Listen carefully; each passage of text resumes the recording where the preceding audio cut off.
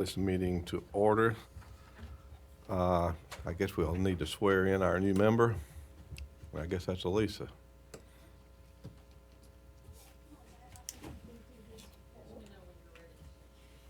Okay. Raise your right hand. We'll read it and then answer.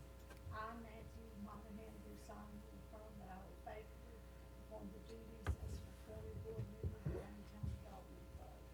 I am not the holder of any unaccounted for public money due to the state or any political subdivision or authority thereof. I am not the holder of any office of trust under the government of the United States, any other state, or any foreign state which I, by the laws of the state of Georgia, am prohibited from holding. I am otherwise qualified to hold said office according to the Constitution and laws of Georgia.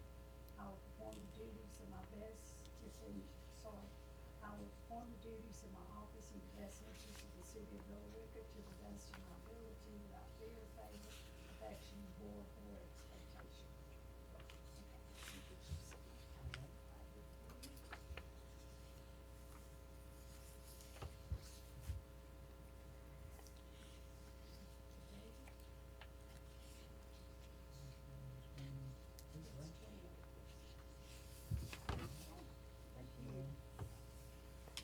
And you can join us up next to Mr. Bill up here.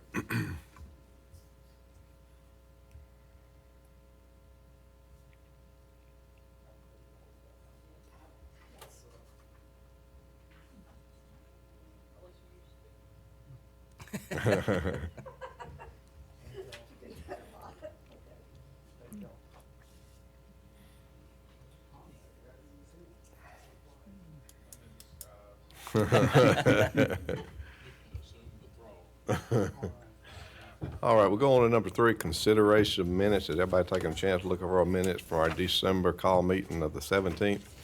If so, do I have a motion? Got a motion to have a second? Second. Motion and a second. All in favor? All right, moving on down to number 4, financial reports. Yeah, if you want to look in your minutes from last month, the financial report's exactly the same. All Really, right. nothing's happened in the DDA account, so still the same amount in there. Haven't paid out what's remaining on the Gateway signage project yet, so really no change. All right.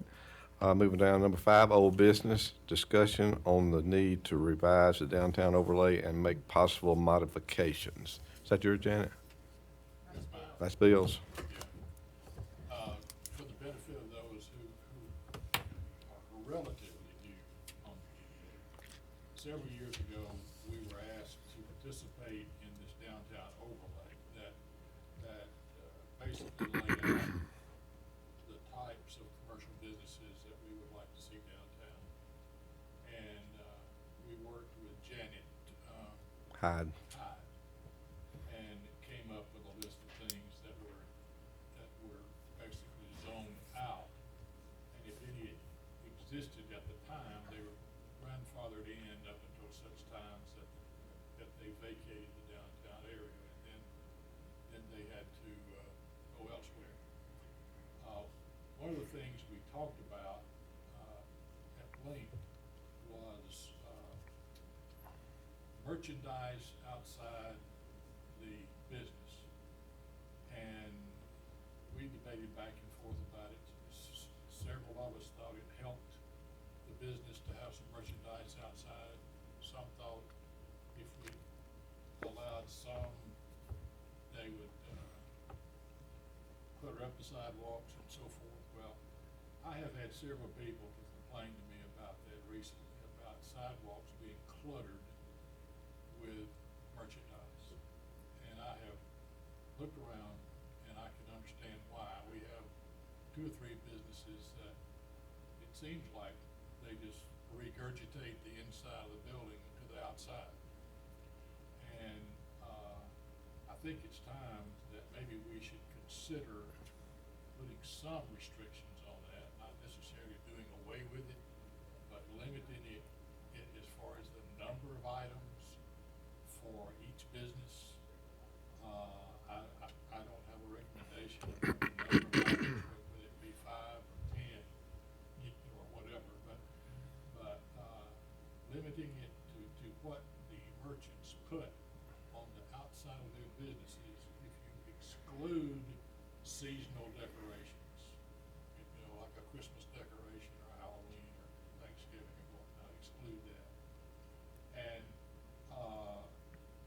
I think most of you know the businesses that do that. And it makes Phil Rick look like a big flea market from one end of town to the other sometimes. So, in consideration of that, I would like to discuss with the members here what you think about it and, get your thoughts on it. Welcome to the board. I do think it's an eyesore to have some of these businesses and they clutter in the sidewalks. Maybe an item restriction by number is a good idea, but also maybe we just do a kind of a width restriction as well.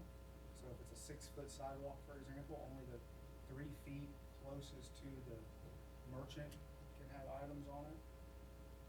That way there's still some passability there in the sidewalk, but I'm open to ideas too. I agree in principle, yes. I like where you're going with it. I don't know that I would go as much as 3 feet from the business. My thought when Bill was speaking was something more like, you wanna do, I don't think you can regulate it simply by item number, nor could you regulate it simply by square footage either, but I think it should be a combination thereof. My thought would be somewhere in the 18-inch to 24-inch from the face of the building with a maximum number of items being X. That's you, Carl. I definitely agree that something needs to be done. I was just wondering how we would restrict it, but yeah, I think Ryan has a good idea. Yeah. So a depth plus a number. Should that number, in your opinion, should that be, the total number of items or the total number of different items? That's where it gets tough. Well, yeah, but if it's just the total number of items, that restricts it down to a certain number. If it's the total number of different items. And then how do you decide what's different and what's not? If they have the same item in different colors, they're gonna say it's all Yeah. the same. I mean, Yeah, I think you just have to say number of what items. comes to mind to me would be baby strollers. Do you have 15 baby strollers out front, or you just have one to let everybody know you have baby strollers? As an example. Yeah, I think it should just be number of items for that very reason right there. Because if we say number of items, they can just have one baby stroller. If we say number of different items, like you said, they could have 15 baby strollers out there. But then you also have to account for different businesses have different lengths of sidewalk and store frontage. So do you do an item per linear foot can protrude no more than 18 inches from the face of the store? I would, if we do something, or if we recommend something be done, we can't do it, but we can recommend it to the city manager to take to the mayor and council. But if we're gonna do it, we need something that can be halfway enforced. At least looked at occasionally when it needs to be looked at. Personally, I don't think we should make a difference about storefront length, because that gets more involved than I think we really need to get. Like if we say 10 things and it's garden utensils, well, a shovel, a rake, a wheelbarrow, up to 10. But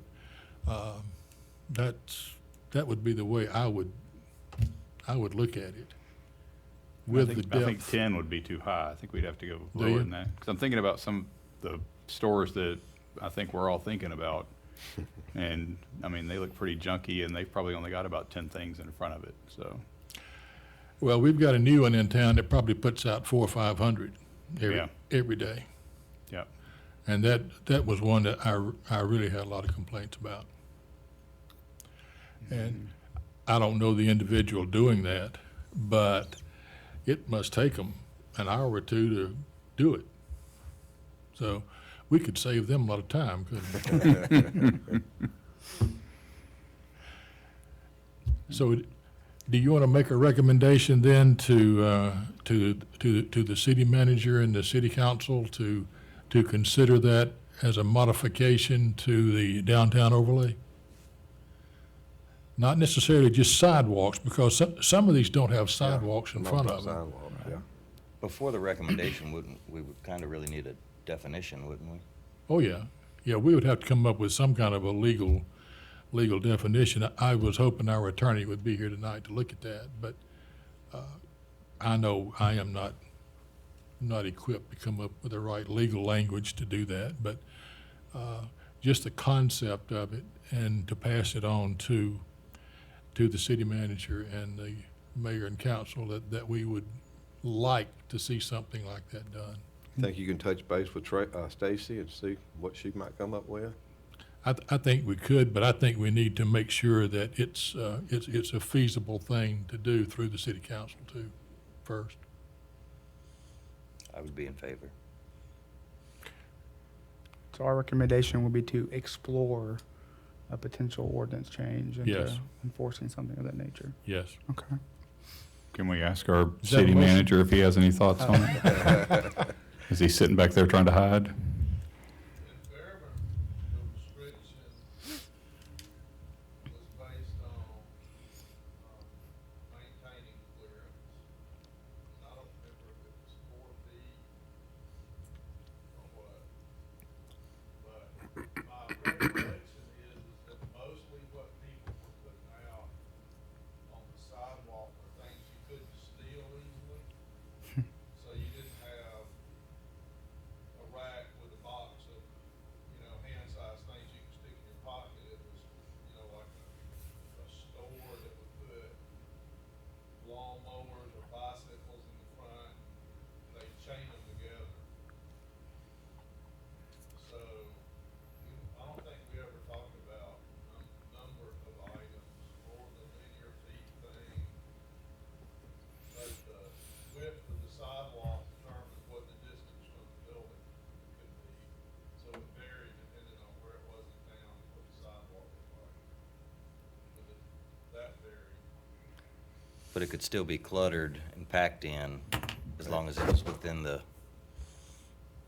Yeah, if you had a 8-foot wide sidewalk and 4 feet of clearance, you could put 4 feet worth of junk in a wide building. Put a lot of stuff out there. Yeah, that's something that I personally would not want to encourage. So you gotta figure out how narrow you want it to be. How do we write the language? Well, if it's distance from the building, like Ryan suggested, That limits you. yeah, and then if it's just the number of items, that also limits it. Yep. Do you think, Be a code enforcement, right, so. and it would be fairly obvious just by riding around town for a code enforcement officer just to look at it periodically. Well, it's gonna be the same folks. I mean, you're only gonna have a handful of retail at any one time, so it's not like it's gonna change. And we had an issue in Billerica, and the problem was the clearance to meet MDA accessibility requirements. So people with Wheelchairs. so far, hard to get around. Yeah. People had floating racks out on the sidewalks You said at Noonan. in Noonan. But I think we went with, you had so much distance you could get from the building. but Right. You still can't, no matter what, block a way for someone who is Handicap. wheelchair You accessible. did it both, if you said you can be up to 2 feet, but maintain no less than 4 foot, then whichever way it went. Whichever constraint got you first would dictate. How about those that are not on a sidewalk? It is just a visual problem.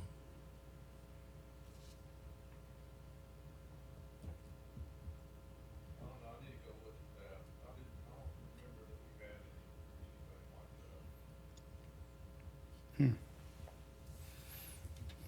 My preference would be none thing on sidewalk. I mean, I don't have a problem with them having like the for sale sign out in the front with the chalkboard that says, 40% off or whatever. There's a few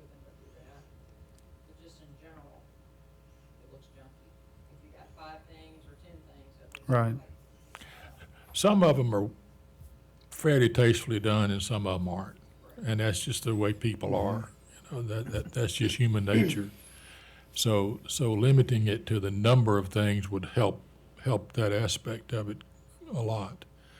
But I know of two businesses here in town that don't have sidewalks in front of them that periodically regurgitate the store onto the front.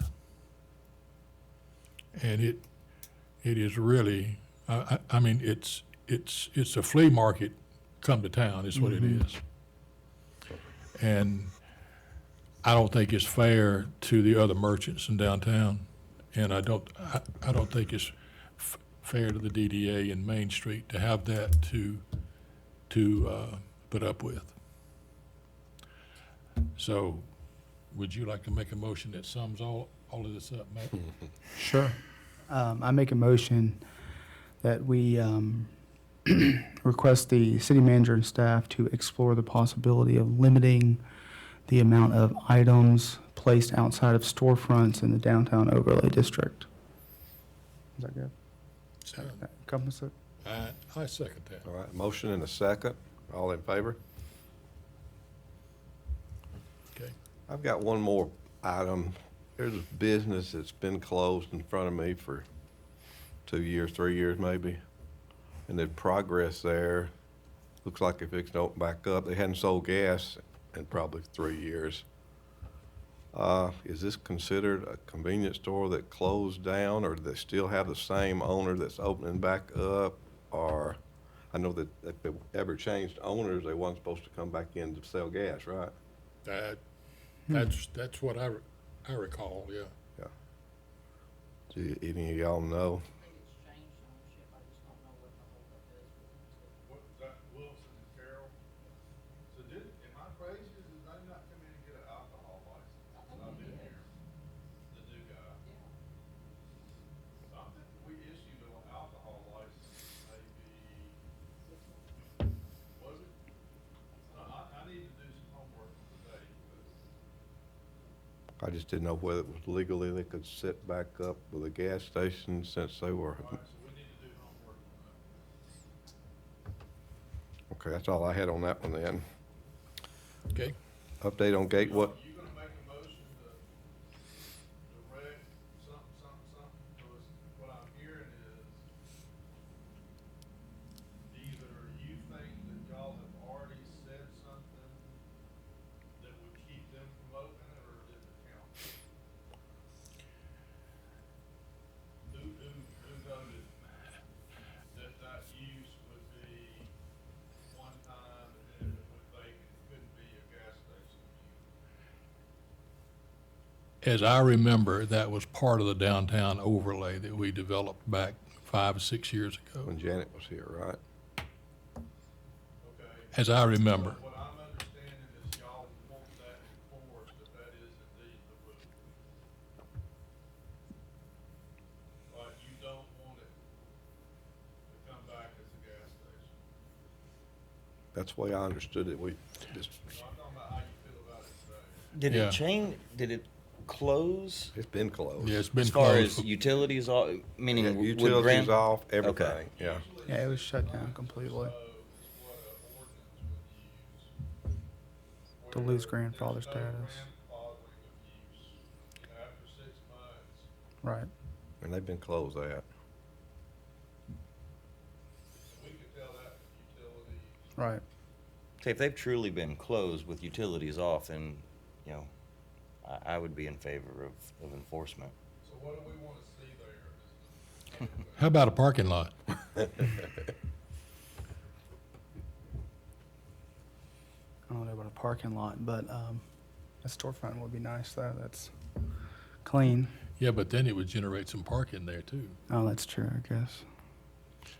It would have its own parking if you took out the Mm-hmm. Pumps. decent front. Mm-hmm.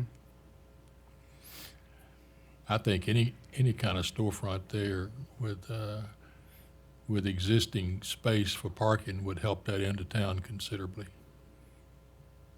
Okay, any other thoughts about what you want there? I heard parking and storefront.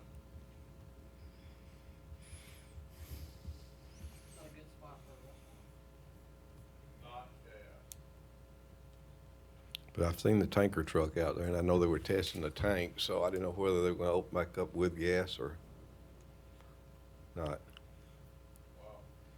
that's gonna be a rude revelation. Yep.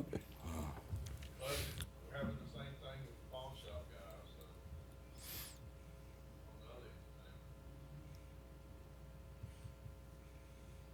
Any more questions on that? For them to look in? I think I got it. Okay. Okay. All right, update on Gateway and wayfinding signage.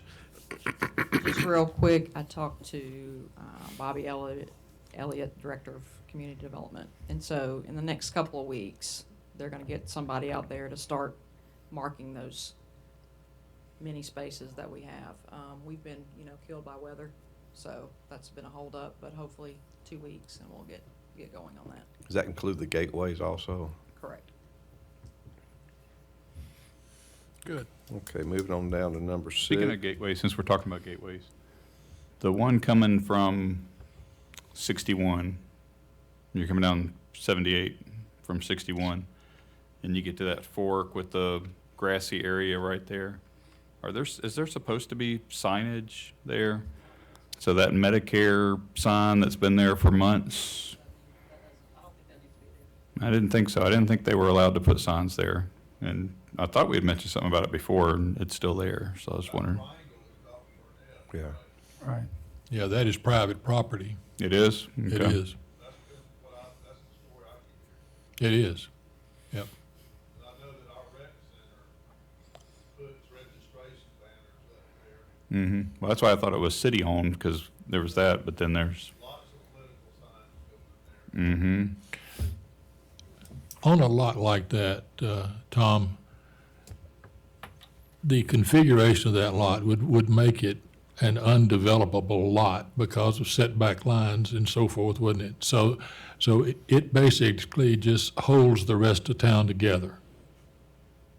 I can't see what you would build there. Well, would the city council, would the mayor and city council consider some kind of a purchase agreement with Dr. Burnett to turn that into some green space? And What we did at East Point, we have one just like that on Washington Road, and we built a fountain, and then it became a soap target. yeah, About once a week, you come in and the whole thing would be Bubbles. full of bubbles. Been there, done that. yeah, I'm not Partook. I'm not recommending a fountain, That's why I don't have one of but those City Hall. it is basically a useless piece of property because of the configuration and size of it. So It'd be a nice monument sign, or just a beautification project, yeah, and because it's just super busy, yeah. high traffic.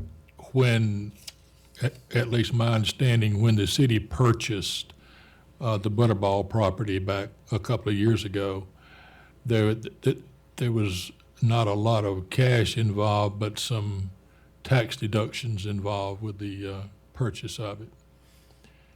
And I know if it was mine and it was no use and the city could use it, I would certainly be willing to talk to you about you owning it rather than me. You get a real high appraisal and donate it and take it back. Exactly. So, You gonna pursue that? well, I would, yeah. You talk to the owner and I'll talk to the council. All right. I'll do that. I would recommend that we accept it if people would offer it to us. Yeah. Give them a letter. Okay. I guess that was a motion, huh? I don't know if you wanna put that in. Mm-mm. No. Yeah, that might have been a executive session topic, maybe. Yeah. But we're not talking about mine. Yeah. Right. Okay, moving on down to new business consideration of a resolution to change the DDA fiscal year.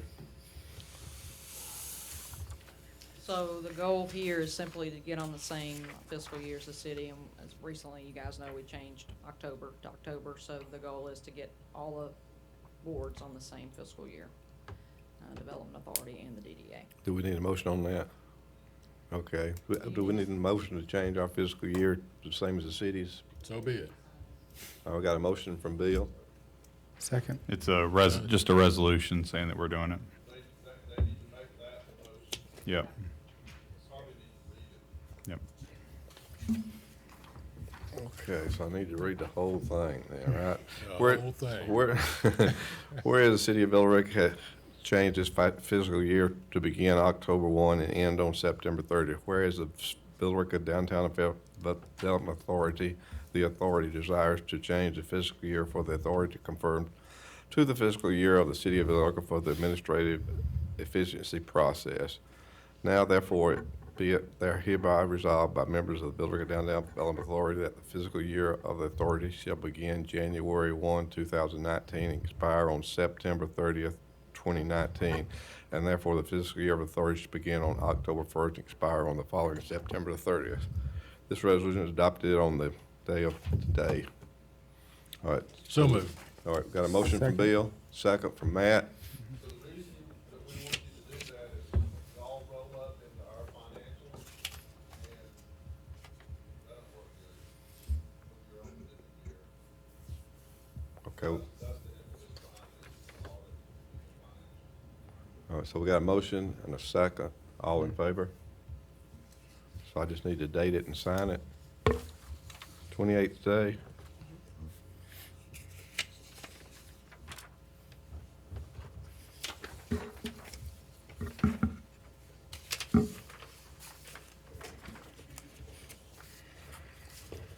And does Tracy need to sign that? It says secretary.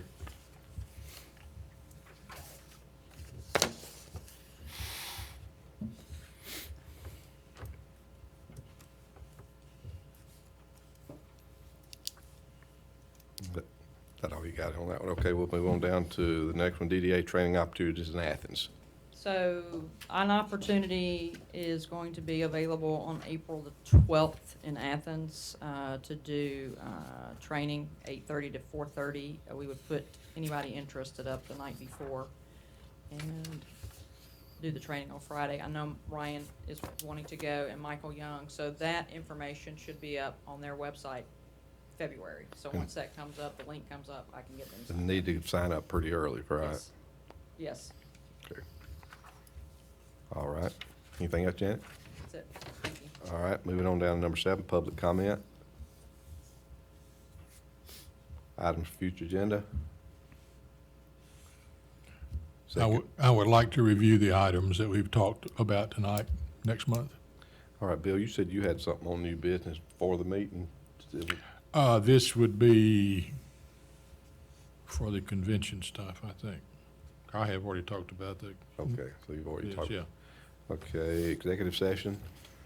Do I have motion to adjourn? Motion. Motion, do I have second? Second. All in favor? All right, we'll start the CDV meeting if I can find my right page.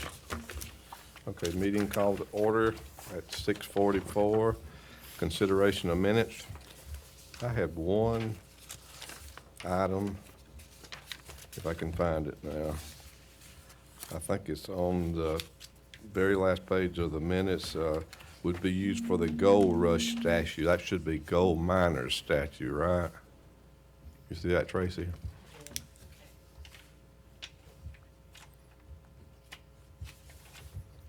All right, with that, anything else?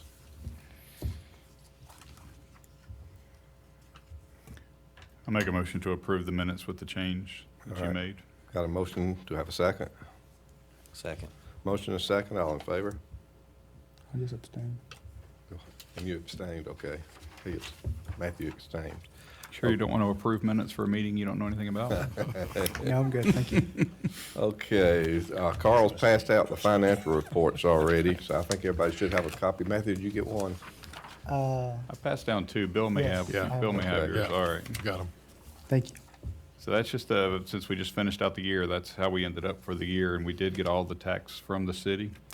And we've actually got January's already, but it's not reflected on here because, or not January's, but December's that we received in January. It is not reflected on there, because it was this year's. But, so that's for the year, all of the tax collections, 133,919. And we're budgeting this year 145. So we're expecting it to go up a little bit this year.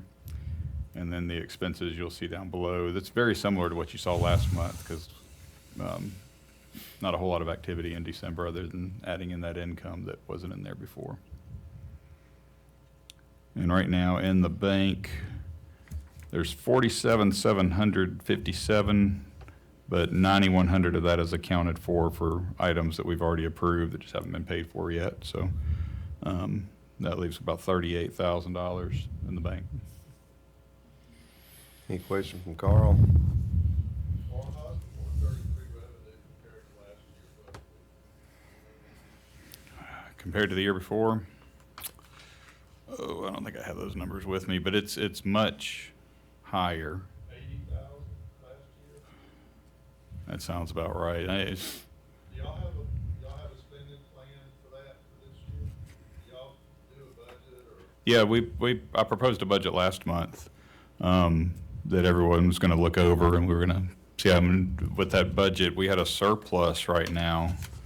I think it was around 35,000 surplus budgeted. Yeah, it's here. $24,000 or surplus budgeted because we went up in items of event sponsorships and conferences and conventions and meetings and such, so that Sharon can do more promotion of the city. So that was with a projected revenue of 145 and projected expenses of 121. That's the budget for the year. One of the things that I've done twice so far is try to meet with the hotel operators. And I've had mixed success with that each meeting, but one thing that may be helpful would be to try to bring them in here one at a time through the year, because I don't think they have any idea who y'all are. And I don't think y'all have hardly any idea what they want. So it's almost like what we're doing in CDB is an extension of Main Street economic development and not really geared toward, putting more people in the hotels, which is where the money's coming from. It's not the most impressive group of people. And there's a lot of turnover at the manager level, but I still think that the effort to have a better connection Dialogue. with them is worth the effort, and I think they would benefit probably more than us, and if they do better, y'all do better, right? Because they're gonna generate more revenue. We even got Maple Street Lodge guys show up, which I was astounded at. But they're paying us hotel motel tax for the first time. That's amazing. I think that guy's worked there for like 20 years or something. About that, at Tom. least. 40-ish, son of the owner. Like I said, Doyce. Doris, yeah. Yeah. So anyway, if you wanna try to do that, I know Sharon and Janet more have a relationship with them. I've only just like been in a meeting, that's really all I have with them. But, there's no telling what we could cook up if we get them in here and get some ideas from them, see what they're struggling with. I think it'd be good to have Mansour in here when we do that, because his guys are working with him on things from time to time. Depending on the property, one's sort of behind on the east side of 61, or, definitely have different issues than the Holiday Inn Express does. Tom, what's your impression on their business model and their focus on bringing people to stay at their places and who are just passing by, or versus those who are coming for a tourism kind of event. Yeah, my impression is that the Holiday Inn Express is the closest thing we have to a business hotel. And even then, that tends to be a Sunday night to Thursday night thing with a dead weekend. At least a couple of them, I think, are barely viable or not viable, but the owners are hooked. Hmm. You know, they've invested all their life savings into the property and it's not cash flowing. And so they're, you know, they're sort of trapped. You know, I think that puts them in a really bad place, which puts us in a bad place because what the options are in that environment are not good. Right. And the pressure is probably pretty substantial to do something, to do whatever, right? I Mm-hmm. think we have at least two of those. And then Sharon helped me, of the others, you know, like one of them is trying to remodel. The Comfort Suites remodel, the Quality, the Fairbridge Inn is now a Quality Inn. So they remodeled, rebranded, and the new manager, as I see her posting on Facebook now, so she's really trying to, reach a different audience than what was there before. But when you have a hotel that's been in that predicament for a while, it's hard to get the transition. Mm-hmm. You know, so it's gonna take a lot of work for them to transition, get people to trust their property. But I think the manager, out of all of them that we met with, I think she probably has more knowledge of how to do it. We got a lot of complaints, probably more complaints about, you know, taxes and things like that, but it's trying to educate them. Now, Holiday Inn, they get it, I mean, it's a holiday. Comfort Suites, they get it too, but it's just getting them to participate. We have yet to get them to unmute, and they're our second best property. We haven't seen Days Inn and even the. In the Days Inn, and that's not a bad property, they just don't participate. I don't think they, trying to get them to understand tourism and what it does for them, that's been a challenge. One of the things that we're not doing is we're not using our recreation facilities in a way that helps them. And we need to, just in my mind, I just haven't gotten to it. We're not doing any kind of recreational tourism to amount to anything. We could. That would help them, especially like in the case of the Holiday Inn, that's primarily weekend business. So that's like just almost 100% gravy for them. If we could get them Friday and Saturday night stays, because the business community, even if they're using them during the week, are not gonna use them on the weekend with any consistency.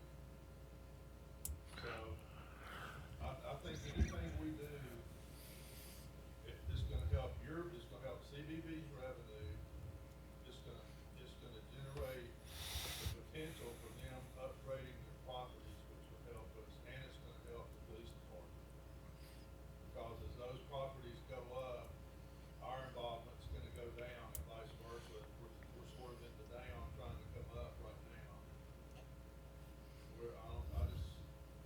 I think we're gonna have to take the initiative, because they're out there scuffling, you know, trying to keep from just taking $35 a night kind of stuff, you know, and that's just, they're not renovating for that kind of revenue. Well, Tom, what, what do you think we can do in conjunction with the rec department to generate some tourism recreation activity? I don't know yet, but I just know that it's a thing and we need to be doing it. It's gotta be part of our long-term strategy. You're referring to like sports tournaments and stuff like that, the Yeah. V-Plex? Some of those properties need some TLC, quite frankly, to get people to come out here. Right. You know, a lot of, Cobb does a lot of that kind of stuff, of course. Well, the downside to them is they're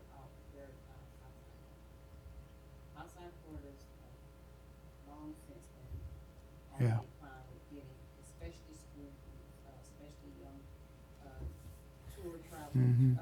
tour sports travel, you know, the baseballs or softballs. It's long been limited crime for that because it's just not safe. It's not inviting It's either. not right. And Yeah. that's the downside to a lot of our properties, is they have outdoor parking. So we don't, but, you know, but that, so the Days Inn, the Holiday Inn, and Comfort Suites, they have indoor portables, so they can easily handle that. It's just getting, the teams to use the other. That's gonna be a challenge. But we can catch a lot of traffic from Alabama coming in, that's going to East Cobb or wherever for the tournament. We can catch a lot of that traffic too, especially in the summer, obviously. We can post, I'm telling you, I've got a guy that would do baseball here. It's just gonna take time, and I just hadn't had the time to focus on it, but And that was one of the recommendations from the state when we brought them in for plans to get started. Was when we showed them the fields and everything, they asked if we would use those tools. we have nice facilities, but we don't have a lot of the same thing. So we have a big baseball field, a medium-sized field, and a couple of small fields. We don't have 6 of the same size.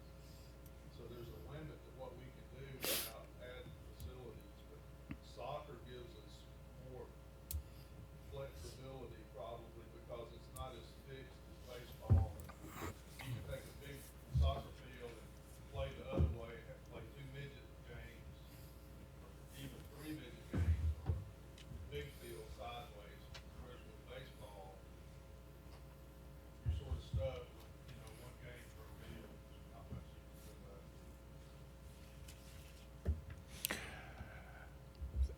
This kind of folds into a conversation I had with Sharon a couple of weeks ago about, is there a definition of a tourist? Because to me, and I shared this with Sharon, to me, a tourist is somebody that doesn't live or work in 30180 and comes down here and may leave some money when they go back home. That's a tourist. So,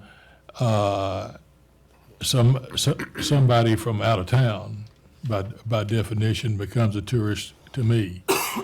And if we focus solely on helping the motels, which I understand that's where the money comes from, but if all we do is funnel money back into a mechanism to help the motels, all we are then is an advertising vehicle for the motels, using their own money to do that. And nothing really stays in the middle. It just keeps on going in a big circle that way. So events that we have, I think we need to support them some way that draws in people from elsewhere in the West Georgia region. They may not spend the night when they come here. Sharon said, well, generally, somebody from 50 miles away is a tourist because they might spend the night.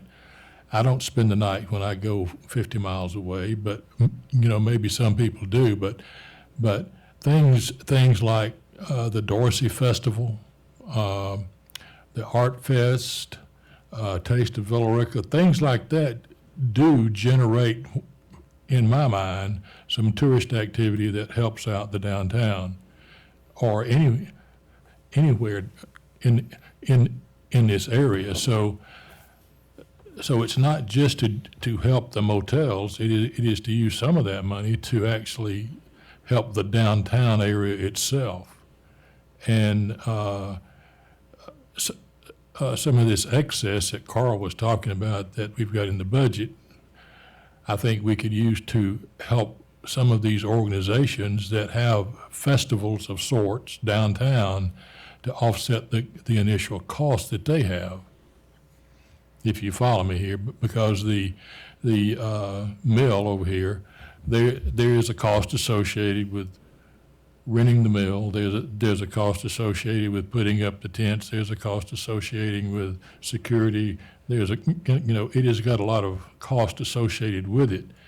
Why can't we use some of our money to offset that for these organizations that do the volunteer work?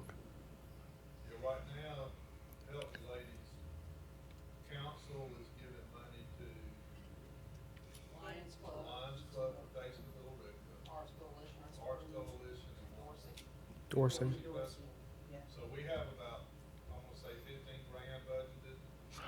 I didn't know that. We give, is that right? Yes, but I think it's 20 this year. Okay, so council is Okay. giving money to those three to help them. That's how we kind of help facilitate their cost, is give them a grant.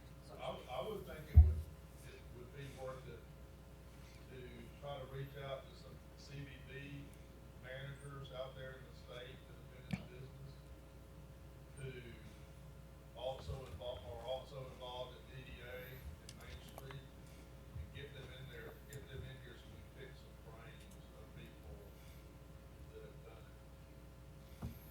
Because I think that's a different, y'all have two hats on that maybe aren't historically being equally treated. Y'all can, me watching y'all are much more of the DDA and much less the CVB. The CVBs that I've been involved in, the board is basically the hotel operators. Interesting. Whereas the downtown DDA board is primarily downtown business people, right? So the way that we're doing it here right now seems out of balance. But I think if we get somebody in here that's been in the business, that's done both, they give us some, here's what we've done and it worked, and here's what we did that didn't work, and we can learn from that. But going back to your terminology question, the ladies mentioned this when we met last week, so I've been thinking about it. To me, the way that I would differentiate would be maybe to consider the person that drops in and does whatever and leaves in the same day as a visitor. And the tourist is what I was when my daughter played travel ball, and I would go to Charlotte, and I'd stay 2 nights, eat out 3 times a day with not just me and the daughter, but my wife and maybe another daughter. We would go to a movie in between games to have something to do and to get out of the sun. We'd probably go to a mall and shop, you know what I'm saying? I mean, to me, that eventually is where we wanna get. In my mind right now, we're not really a tourist destination. Hmm.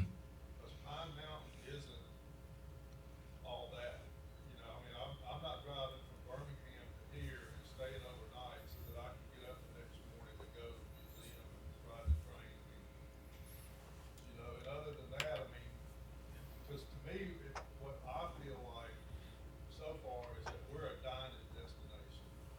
Our downtown is either unbelievably or something successful with dining beyond what I can explain.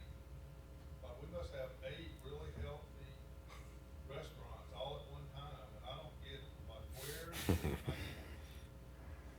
Except that we've become almost regional, and that we're pulling people in here to the downtown from outside of, especially outside the city limits. But other than that, I'm not sure what our claim to fame is yet, as far as getting people to come here. I don't see the shopping as being a thing. I don't, Well, see that's why people are coming here.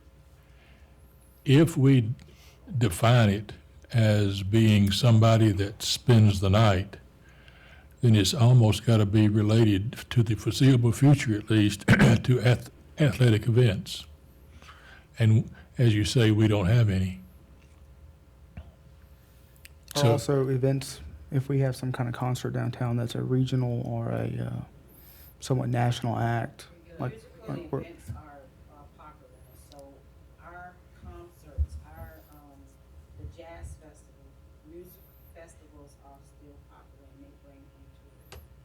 So we could, until we got the sports thing figured out, we could still just use our musical festivals as a tourist draw, which it's really becoming. Our numbers increased last year. I mean, we maxed out the amphitheater with Atlanta Rhythm Section and Mother's Finest. So the music festival and our numbers for the, jazz festival even, went up. So the music festivals, they're popular. We have an amphitheater, so we can use that. We can also use it as a performance venue for student groups. So there's different ways we can continue in tourism and bring people in. have we asked them, though, have we asked the operators, though, whether they see a difference in the overnight stays when we have the festivals? Yes, because we did a partnership with Holiday Inn Express this year with our concerts. Okay. So that's with any of the concerts or just these special concerts? The talent we had this year drove people in. They don't want to come out from Atlanta and drive back that evening because they're not done until 10:30. They don't want to drive. We've had alcohol at our concerts. That drives them to not want to drive, right? So that's causing them to lodge. And the Cowboy Festival has brought in people from all over Hmm. that's actually staying. Even the Ghost Train, we're getting traffic from as far as Savannah for the Ghost Train. And they have to stay, it's a 4-hour drive. So all of this comes basically back to you through the motel hotels that actually lodge these people. So that's the measuring stick, is who stays at a motel. Yes, because we asked them all the time when we started doing the partnership with the concert series, because the goal was to try to bring bigger and better talent every year. So the goal was to, drive them down here, have them stay at the concert, and then stay a night too, and then all the bands stay there as well.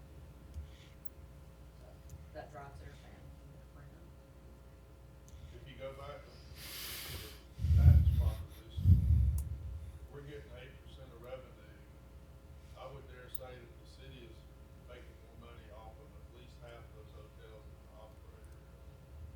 I'd be willing to bet that half of them are not making 8% of revenue.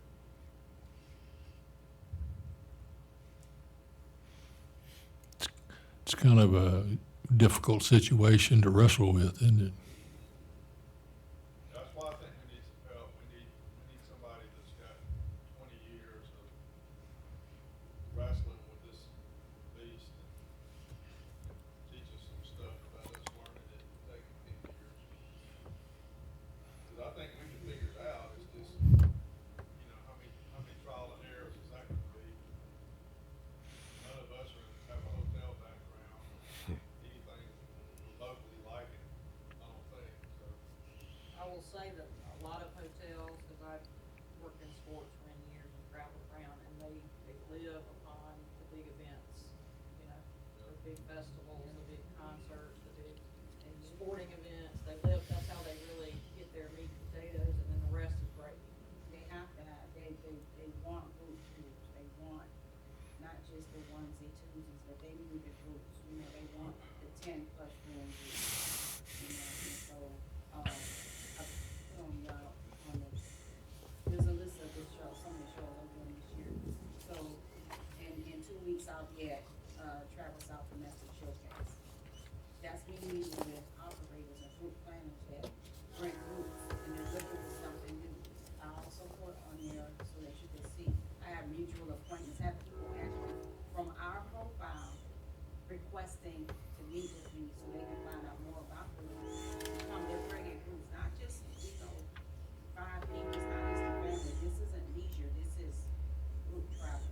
And Charter that's buses. what we're going after, the group travel. Sharon, do you think you might find somebody somewhere that has the experience that Tom alludes to, that this body could actually pay them a stipend to come in, pay their travel, pay their lodging and so forth for a seminar type presentation? Have to pay his lodging, because I know somebody that lives in Marietta. Well, he should stay that's tonight. that's not 50 miles, so they wouldn't even be a visitor, would they? No, they'd be a visitor, wouldn't be a tourist. Sharon, I heard you speak about the larger groups. Do we do anything to work with some? I know we've got some pretty nice wedding venues nearby. Is the city I'm still actively trying to working? build that, the wedding and the reunion market, but it's, what can I say? Between, it's just me and Janet, so I've been trying to build on the wedding and the reunion market, but it's just getting the time in all of everything else, because I'm traveling more to market out, and then still have to work on the Main Street stuff, so, it's on my radar.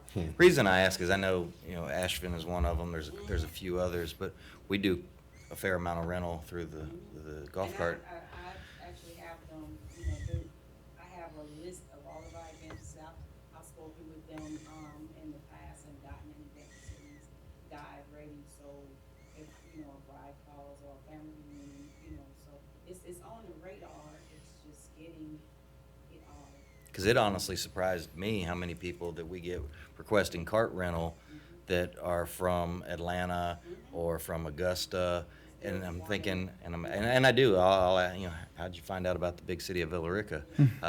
But not only that, but it seems like these venues, it appears to be a pretty profitable business to be in, and I think they're doing quite well in the advertising for themselves.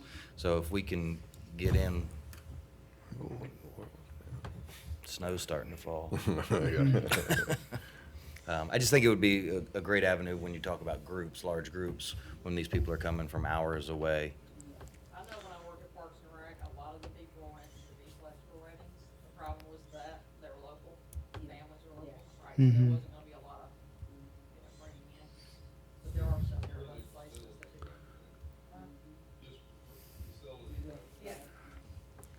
Do we know if any of the 6 or 7 golf courses within a half an hour drive from here do any major tournaments that we could help?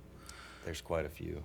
That we could point out, though, that there's a nice place to stay in Villa Rica? Yes, I know that we partner with Mirror Lake and also with Fairfield. And Mirror Lake, they have, I know of one in particular tournament that I would say the majority of their guests are out of Louisiana. Okay. And they're doing, I don't know, 150 to 200 golfers. Yeah. The thing about it is too, for us too, we're to some degree Fairfield, because it's, a lot of people lodge in Fairfield. So Right. we're fighting that, because we've had several people come into the office and out of town, and we're like, one came from Mexico and Italy, and we're like, where are you staying? They're like, Fairfield. So we're fighting that, because we knew Fairfield was that kind of property where they were. Yeah. I have the golf firm resort there. Yeah. So they're not staying in the hotel, They'd rather stay in the house and rent that, but for a golf tournament, we certainly could facilitate that, because, let's face it, the Holiday Inn Express is gonna get the first get to their new facility. Everybody wants to stay somewhere else, so that's Right. gonna be their first option. Is it Country Inn that's behind Brady property? Country Suite, it's nice, but you can't really see it, because it's sitting so far back behind everything, nobody really, they're kind of afraid about that. The access is not great. Yeah. Getting the sales team out of the hotel is hard. I have offered to go on sales calls, it's just, they don't, it's like pulling teeth, they don't do it. It's a work in progress, just with the hotels. The Holiday Inn, they get it, I have to really do it.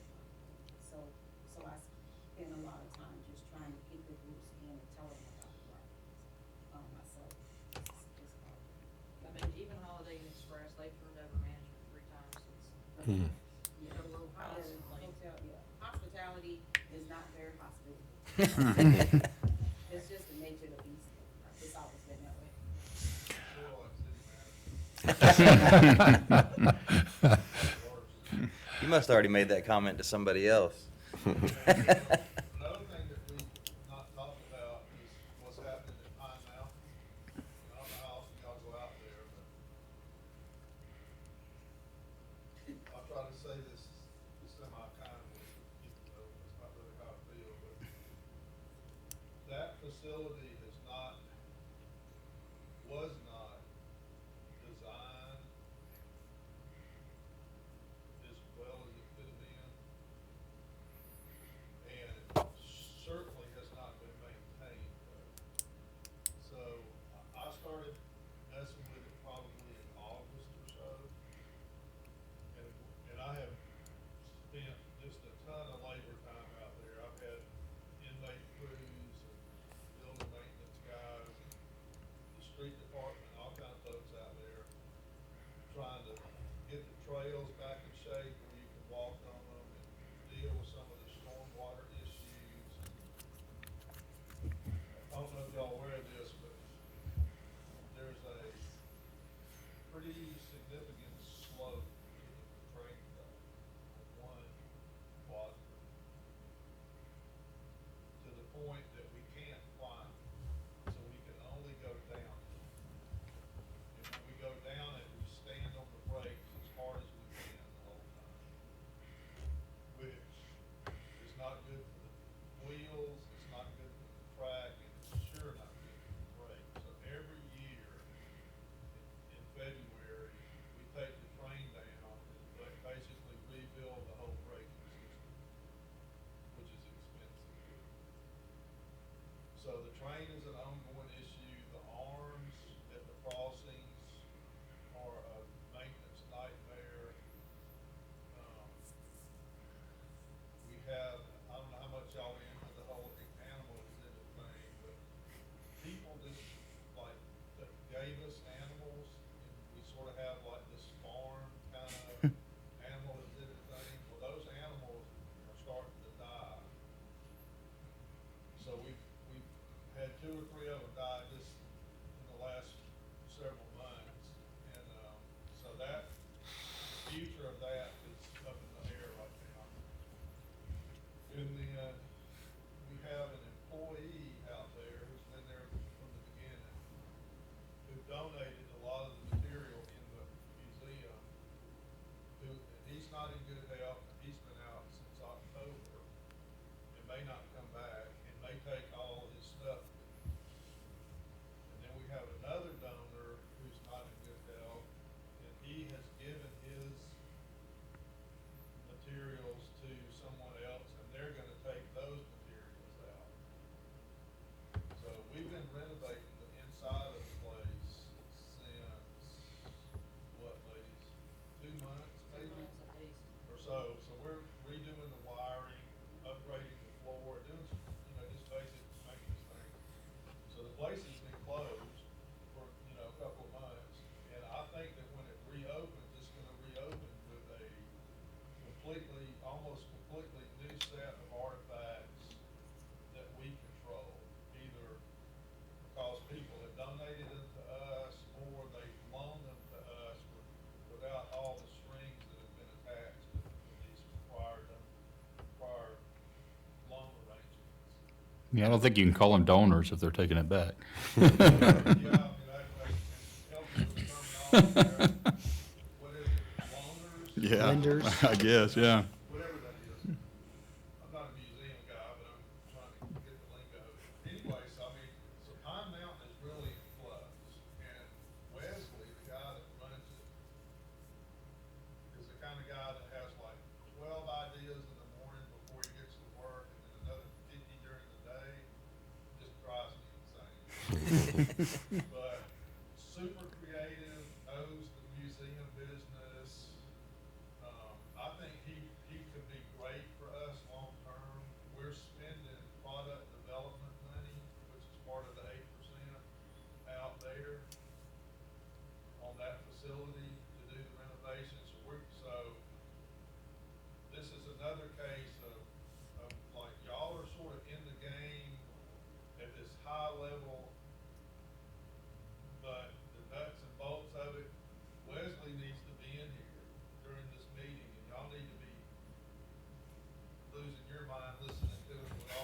like I do. And, you know, getting up to speed and having an agreement about, hey, you know, this is what we wanna do, that's a great idea, let's do that 2 years from now. You know, are we gonna try to fix the track? Like, have y'all ever even talked about fixing the track? Y'all know Pine Mountain's under us now, Yeah. Yeah. 'cause I my did part know that, but I didn't know anything about the track. well, under Tourism. I mean, Chris is gone, so that means the three of us are dealing with it. Anyway, Can the track be rerouted around that slope? I mean, anything's possible for money. The question is that the way we would wanna spend the money? But Wesley would like to build a structure down into one of the mine shafts and be able to take people down, you know, on the platform and show them the strata and talk about, you know, the history of the mine. I mean, there's all kind of stuff we could do out there, and if it's gonna be a destination, then every year or two, we need to add something to it. Otherwise, people are gonna go out there once and not come back, and then you're on this treadmill of trying to grind, you know, new customers all the time. I don't see how we win that fight. I mean, we need repeat. So people go out there for the ghost train at Halloween, and they go out there for the Christmas thing, and maybe the cowboy thing, and what else? I mean, The Jeep show. I'll say the Jeep show brought in quite a few people. popular, you know, so I mean, in addition to the bill, you know, you got that going on, which is pretty cool. I mean, you know, we'll be Bill Rica. You know, we got some crazy stuff going on there, because Wesley's creative and, Yeah, he came up with the Jeep show thing because it was something he did in Florida that was so very popular, and then it just turned out massive here. It's really, We found out the connection between Jeep and Pine Mountain. right, There's actually a connection. yeah. Mhm. But every CBD board that I've ever known is more active in making decisions. There's always the executive committee, and then there's the board of directors. So, and that was a variety. That was business people, hotels, maybe sports person or something, but it's been a variety, but, they've been active, and I'd like to see the city more active and knowing what's going on. That's, you know, that's, I gave y'all so much information tonight too, just, you know, just to be more active and get involved. That's how I've always known to operate, is, you know, hey, this is our goal, this is what we like to see for this year. I mean, I'm like a tourism of one, but, you know, I'll do the best I can to get the information out there. But I've just known them to be more active. All of the city boards that I've seen, even with our more peers, are more active, so, you know, just to kind of feedback what y'all see. so the four of us are meeting once a week, us and Wesley. We meet Thursday afternoons, talk to his stuff. He feels like Sharon, you know, he's out there sort of by himself. But he, you know, he's got people getting on the site, you know, doing acts of vandalism. He's got all these maintenance issues. He's got these internal employee things with loaner guys. You know what I mean? He's got no money. People accusing them of abusing their animals. Yeah, then you got the PETA folks that show up about once a year, basically about, you know, not having a barn, and, you know, the horse is not properly attired and all that stuff, so. I mean, he's in a tough situation, I mean, and that's the way it is in every small city, there's not gonna be depth of staff. You're gonna have one person with a really broad range of responsibilities and nobody behind them. You know, HR is that way here, IT is that way here, finance has barely got a group of people. City clerk, solo, you know what I'm saying? I mean, so tourism, one, Main Street, one. What if we had a person from this authority that would meet with you four on Thursday afternoon on a routine basis, just to be ready to come back and tell us something about what's going on. I guess they're about a lot of this on Main Street. Maybe we regurgitate a lot of this. Yep. You just gotta have the time, I mean, it's time. Manpower. 2 o'clock on Thursdays, my office.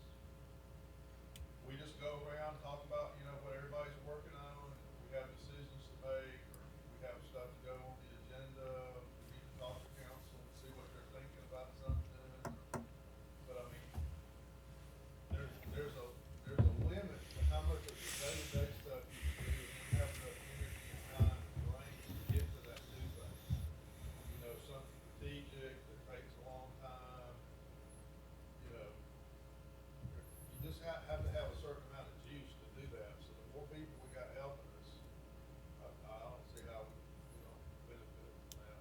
And we'll do, I guess this year, we had an economic development and tourism week last year, and that was a huge. National Tourism Week is, it's pretty, we made it economic development and tourism. So we plan something every day, so that would be something cool for you guys to come out. We had Senator Dugan come out and speak about tourism, at Pine Mountain. Of course, that was his baby. And when he sits there in front of the mayor and says tourism brings in $6 billion, the mayor kind of dropped, right? Because you're like, what? $6 billion, that's a lot of money. A lot And of as a money. consequence, he's now the Senate Majority Leader. Yeah. Mhm. Thanks, Wilbur. Anything else? Sarah, like, make your head wanna explode. Well, Tom mentioned that we don't seem too astute when it comes to tourism, and I will agree with that. Tourism, in a very nice way, yeah. But tourism is new to us too. We've only had it for a short period of time, and we didn't ask for it. It was given to us. And so we are slowly learning, and if we have some stability here on the board, then I think it'll go a long way toward us learning how to support, how to give ideas, and how to expect results also. So I would ask the members that are here tonight to think about that Thursday meeting, and if you think you can make it, then please do so, and come back next month with maybe we'll have somebody that will be, in essence, appointed to do that for the DDA. Maybe you take turns. I can't imagine one of y'all getting up Thursday afternoons. And it could last an hour, it could last 3 hours. Yeah, I mean, this, It all depends on Wesley. You don't lock the door, do you?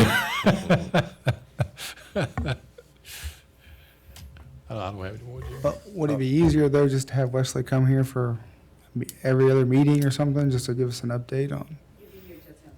see, That's what I said, every other meeting. having Wesley here for every CVB meeting going forward. And if we get into the sports tourism thing, then you're looking at maybe Michael Bass being in there too. From the rec department. Well, it sounds like that's where we've got to go. And a different hotel operator every meeting, so that you can see them, talk to them, see them face to face. I can see us doing all that, have them get here at 6:30 or something, so they don't have to sit through the DDA part. Yep, I can see you doing that. Okay. It'd be a learning experience for all of us. I think we're on old business now then. Could be. Any old business? All right, consider a CVB budget. Is this Mr. Carl? We went over that last week, didn't we? We went over that last month, and I'd asked y'all to look it over, and if you had any comments, suggestions, and I didn't get anything unless you've got something tonight, but if no one has anything, in the interest of time, we can move on to the next one. So it sounds like it might change some based on what we've talked about tonight too. All right, any more questions on that one? All right, moving on now to number 6, new business. Consideration to change the CBB's fiscal year to the same as the DDA's in the cities. Do we need to read that again? And just so you know, because the CVB is a corporation, 501c3, it's more than just a resolution. It has to be changed, with the IRS. But that's easy to do. It's just we file a tax return for a short period and tell them that we're changing as long as we don't do it all the time, since we've never changed Yeah. our year, we can just do it that time just by filing the return and putting the new date on there. All right, whereas the city of Villa change its fiscal year to begin October 1st and end on September 1st. Whereas the city Visitors and Convention Bureau Incorporated, a corporation, desires to change the fiscal year for the corporation to conform to the fiscal year of the city of Villa for the administrative efficiency purposes. Now therefore be it hereby resolved by the Board of Directors of the Villa CDB that Incorporated that the fiscal year of the corporation shall begin on January 1st, 2019, expire on September 30th, 2019. Therefore, the fiscal year of the corporation shall begin on October 1 and expire on the following September 30th. This resolution adopted today. So moved. Got a second? I'll second. All in favor? And do we need a motion to authorize Carl to make the change with IRS? And that actually won't happen for like a year from now because it'll be on the short period return ending September 30th, 2019. Should we go ahead and authorize you to do it, just so we don't forget about it? I actually do not prepare the CVB return. I don't know if we've ever figured out who is going to prepare the CVB return.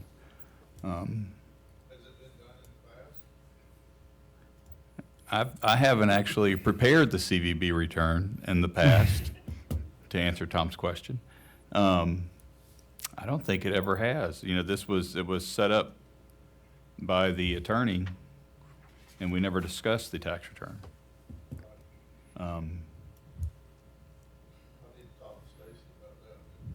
Yep. Correct.